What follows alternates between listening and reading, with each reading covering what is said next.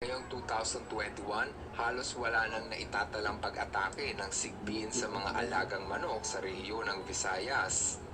Sa tingin ko, ito ay dahil sa ang mga sigbin ay nakahanap na ng bagong tirahan sa piling ng mga tao. Ano sa tingin mo? Ang mga asong gubat ba ay ang kinatatakutang sigbin? Halos lahat ng sinaunang komunidad sa Pilipinas ay may istorya ng malaking ibon na nagbibigay takot at pangamba sa sinumang makakakita.